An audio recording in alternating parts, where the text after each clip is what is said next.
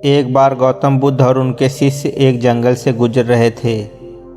बहुत देर जंगल में चलने के बाद बुद्ध और उनके सभी शिष्य एक विशाल पेड़ के नीचे बैठ जाते हैं। उस पेड़ के नीचे एक अलग सी शांति होती है।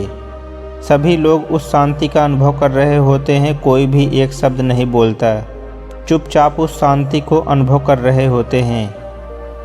कुछ देर बीतने के बाद गौतम बुद्ध का एक शिष्य उठता है और बुद्ध से पूछता है, बुद्ध, मैं आपसे एक प्रश्न पूछना चाहता हूँ।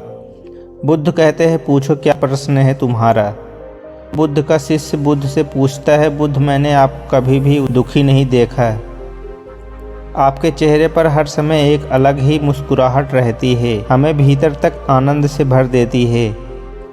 आपके चेहरे पर अलग सी चमक है जो हमें दुख से कोसों दूर करती है। पर मैं यह जानना चाहता हूँ कि मेरे भिक्षु बनने से पहले मेरे जीवन में बहुत सारा दुख था, जिसके कारण मैं भिक्षु भी बन गया हूँ। पर मैं अभी तक नहीं जान पाया हूँ कि दुख क्या है।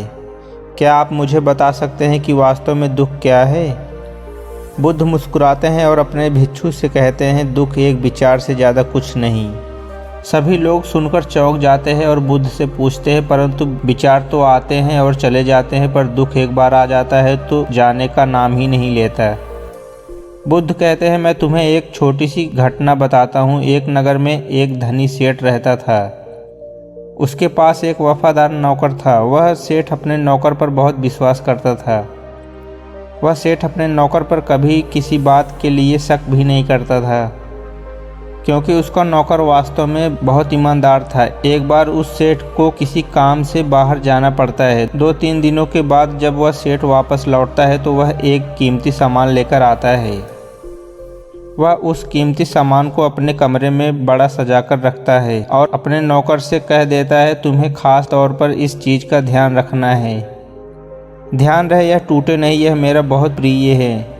नौकर कहता है, मालिक, मैं पूरा ध्यान रखूंगा, आप चिंता ना करें। अगले ही दिन वह नौकर पूरे घर की सफाई कर रहा होता है। सफाई करते करते वह सेठ की उस कीमती चीज़ के पास पहुंच जाता है और उसकी भी सफाई करने लगता है। सफाई करते वक्त वह कीमती चीज़ उस नौकर के हाथ से फिसल जाती है और नीचे गिर जाती है।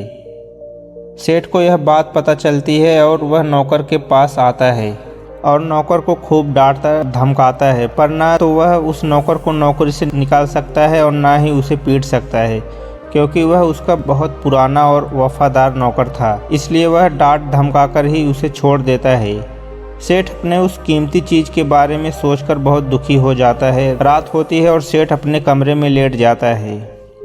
सेठ को नींद नहीं आ रही होती है, वह बहुत बेचैन होता है। बेचैनी के कारण सेठ अपने कमरे से बाहर निकलता है और देखता है कि उसका नौकर निश्चिंत होकर खर्राटे लेकर सो रहा होता है। वह यह देखकर और क्रोधित हो जाता है। सेठ सोचता है कि इसने मेरी इतनी कीमती चीज़ तोड़ दी और उसे बिल्कुल भी चिंता नहीं है। मुझे यहाँ नींद भी नहीं आ रही है और यह आराम से सो रहा है। पर सेठ कुछ नहीं कर पाता, क्योंकि वह उसका पुराना और वफादार नौकर है। सेठ अपने कमरे में वापस चला जाता है। अगले दिन सुबह सेठ सोचता है, मैं इस समस्या से कैसे निकलूं। फिर सेठ को एक तरकीब समझ आती है। वह अपने नौकर के पास जाता है और अपने नौकर से कहता है, मुझे बहुत दुख हो रहा है, यह बताते हुए कि वह जो कीमती चीज़ कल तुमने तोड़ी थी वह मैं तुम्हारे लिए लाया था। मैं चाहता था कि मैं उसे तुम्हें उपहार में दूँ, परंतु अब क्या कर सकते हैं, अब तो वह टूट गई है। सेठ की बात सुनकर नौकर को धक्का लगा और नौकर सोचने लगता है, अरे यह तो बहुत बड़ी गलती हो गई। वो इतनी कीमती और महंगी चीज़ मेरे लिए थी और वो मुझसे टूट गई। फिर क्या उस नौकर के मन में बेचैनी पैदा हो जाती है, दुख पैदा हो जाता है। रात होती है, सेठ आराम से सोता है और वह नौकर बेचैन रहता है। उसे नींद नहीं आती, क्योंकि अब उस नौकर ने उस सेठ की कीमती चीज़ को अपने आप से जोड़ लिया है, इसलिए वह दुखी हो रहा है। पहले उस नौकर के मन में यह विचार नहीं था कि वह कीमती चीज़ मेरी है, पर अब उसके मन में यह विचार है कि अगर वह कीमती चीज़ न टूटती तो वह मेरी होती। बुद्ध कहते हैं, दुख केवल एक विचार है और यह विचार कैसे उत्पन्न हुआ। अपने आप को किसी चीज़ से जोड़ने से हम जिस भी चीज़ को अपने आप से जोड़ लेते हैं उसे पकड़ने की कोशिश करते हैं।